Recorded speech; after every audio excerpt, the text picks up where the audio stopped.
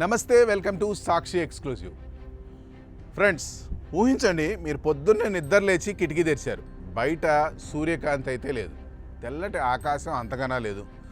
మీకు కనిపిస్తున్నదల్లా రక్తం లాంటి ఎర్రటి రంగు. మీ చుట్టూ ఉన్న భవనాలు, రోడ్లు, చెట్లు అన్నీ అంగారక గ్రహం అంటే మార్స్ మీద ఉన్నట్లుగా మారిపోయాయి. ఇది ఏదో Hollywood science fiction cinema scene కాదండి. కొన్ని గంటల క్రితం గ్రీస్ దేశంలో ప్రజలు కళ్ళారా చూసిన ఓ భయంకరమైన నిజం. అసలు గ్రీస్ ఆకాశం ఎందుకు ఎర్రగా మారింది? ఇది ప్రళయానికి సంకేతమా, లేక ప్రకృతి మనుషులపై తీర్చుకుంటున్న పగన? ఈ వీడియోలో ఆ వివరాలు తెలుసుకుందాం. వీడియో అయితే ఎక్కడ స్కిప్ అవ్వకుండా చూడండి. గ్రీస్ రాజధాని ఏథెన్స్ పర్యాటకులకు స్వర్గధామం. కానీ అకస్మాత్తుగా అక్కడ కాలం ఆగిపోయింది. మధ్యాహ్నం సమయం అయినా సరే నగరం మొత్తం చీకటిగా ఎర్రటి పొగమంచుతో నిండిపోయింది. ప్రజలు భయంతో ఇళ్లలోకి పరుగులు తీశారు. సోషల్ మీడియాలో వస్తున్న ఫోటోలు చూసి ప్రపంచం మొత్తం వణికిపోయింది. మనం భూమి మీద ఉన్నామా లేక మార్స్ మీద ఉన్నామా అంటూ నెటిజన్లు ఆందోళన వ్యక్తం చేశారు. ఆకాశం రంగు మారడమే కాదు, గాలి పీల్చుకోవడం కూడా నరకంలా మారిపోయింది. ముందుగా సైంటిస్టులు దీన్ని చూసి షాక్ అయ్యారు. దీనికి కారణం సహారా ఎడారి. అవును, వేల కిలోమీటర్ల దూరంలో ఉన్న ఆఫ్రికాలోని సహారా ఎడారి నుండి వీచిన భారీ ధూళి తుఫాను అంటే డస్ట్ స్టార్మ్ గ్రీస్ ఆకాశాన్ని కమ్మేసింది. బలమైన గాలులు ఎడారిలోని ఇసుకను, ధూళిని వేల అడుగుల ఎత్తుకు తీసుకెళ్లి భూమధ్య సముద్రాన్ని దాటించి గ్రీస్ మీద కుమ్మరించింది.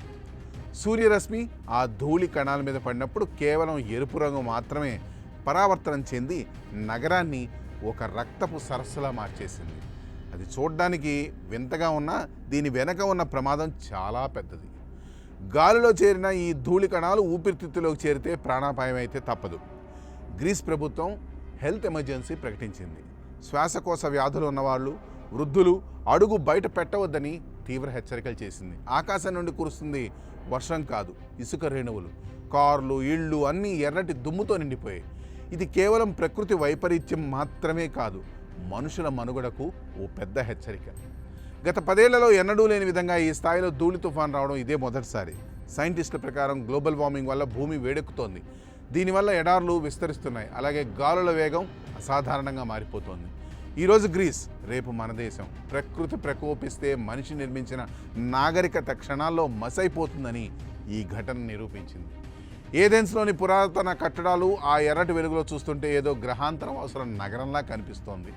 ఈ దృశ్యాలు చూస్తుంటే మనకు ఒకటే అనిపిస్తుంది, మనం ప్రకృతిని కాపాడకపోతే ప్రకృతి మనల్ని శిక్షించడం మొదలుపెడుతుంది. గ్రీస్లో ఆకాశం మళ్ళీ సాధారణ స్థితికి రావచ్చు, కానీ ఆ ఎర్రటి రంగు మిగిల్చిన భయం మాత్రం ప్రజల గుండెల్లో అలాగే ఉంటుంది. ఇది అంతానికి ఆరంభమా, లేక మనల్ని మనం మార్చుకోవడానికి ప్రకృతి ఇచ్చిన ఆఖరి అవకాశమా? ఫ్రెండ్స్, ఈ భయంకరమైన దృశ్యాల గురించి మీరేమనుకుంటున్నారు? కామెంట్స్లో తెలియజేయండి. That's all for today. This is Harikrishna signing off for Sakshi exclusive.